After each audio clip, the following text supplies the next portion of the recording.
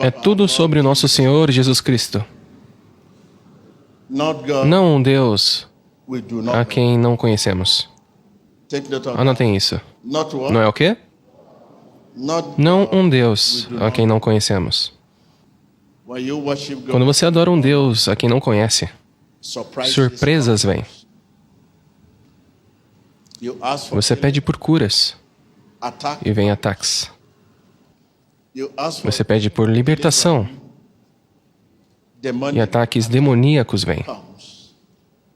Você continua a dizer a si mesmo: eu consigo fazer isso, eu consigo fazer aquilo. Você realmente está dependendo do Espírito de Deus para adorá-lo? Essa é a pergunta. Você diz: eu jejuo, eu oro, jejuo, faço isso, faço aquilo, durmo na igreja, faço isso, faço aquilo. E a pergunta que você ainda precisa fazer é: você está verdadeiramente dependendo do Espírito de Deus para adorá-lo? Aqueles que adoram a Deus sem depender do Espírito de Deus para adorá-lo, adoram a um Deus a quem não conhecem. Quando você adora a um Deus a quem não conhece, surpresas vêm. Você pede por algo e recebe outra coisa. O pastor, o evangelista, guerreiros de oração, oram e ataques vêm de volta.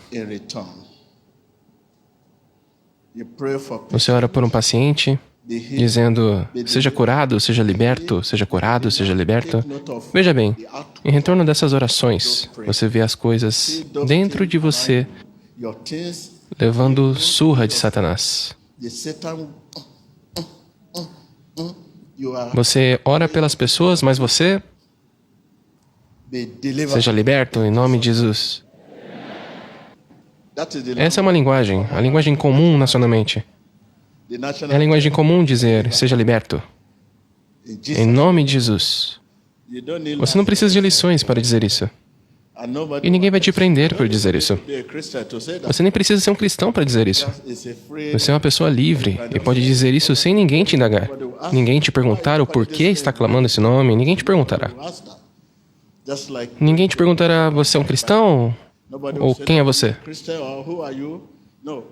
Não, uma vez que pague, eles te dão a Bíblia. Aqueles que adoram a Deus sem depender do Espírito de Deus para adorá-lo, recebem surpresas. O pastor, o evangelista, o bispo, o profeta, o guerreiro de oração. Você é cristão. Você ora e ataques vêm em retorno. Seja curado, seja liberto. Em nome de Jesus. Amém. É por isso que vocês não devem condenar se alguém diz que é pastor. Deixe-o. Se ele não está dependendo do Espírito de Deus para fazer o que está fazendo, tais coisas retornarão para ele. A repercussão será grande. Você terá pena dele. Você derramará lágrimas por ele, conforme passar o tempo. Então é por isso que eu não condeno ninguém. Ninguém que diga: eu sou um pastor, eu sou um bispo. Não se preocupa. Não lute por Deus. Você não pode lutar por Deus. Você diz: eu sou um pastor, evangelista, isso, aquilo. Em nome de Jesus, amém, amém. Não condene, apenas ore a Deus. Porque se ele não for, ele não será capaz de depender do Espírito de Deus para adorar. Mas se ele não for um pastor genuíno, ele adorará a Deus sem depender do Espírito de Deus para adorá-lo. Se eu estou falando com vocês, levantem suas mãos. Conseguem ver a diferença?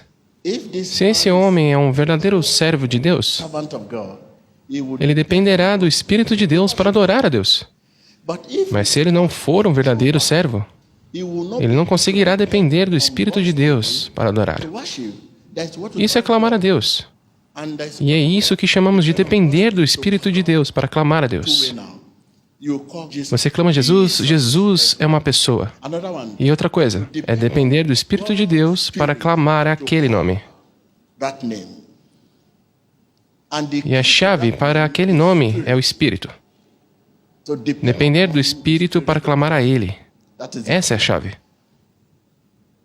A Bíblia diz que o poder de Deus opera através da palavra dele e do seu Espírito.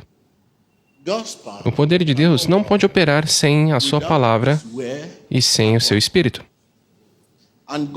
E o poder de Deus não pode operar apenas através da palavra dele. Eu posso pregar muito bem, e é só isso. O Evangelho não pode funcionar somente através disso. Ele funciona através da palavra e do Espírito. Você somente pode estudar a palavra dele na faculdade, mas o Espírito dele é onde está a chave. Eu quero ser um pastor. Então, eu escolhi ir para a faculdade de teologia. Não tem nada a ver com boas obras. Mas o que eu vou estudar ali é a palavra. O Espírito você não consegue ali. Deus possui a sua própria faculdade. E você somente conseguirá o Espírito dele na faculdade dele. Deus tem sua própria faculdade. Faculdade de Deus. E o Espírito dele somente pode ser alcançado, acessado na faculdade dele. Então, o poder de Deus não pode operar somente através da palavra dele. Agora, então, há dois servos. Um servo genuíno de Deus, que depende do Espírito de Deus para clamar a esse nome, e um servo por si mesmo, ungido por si mesmo, ordenado por si mesmo,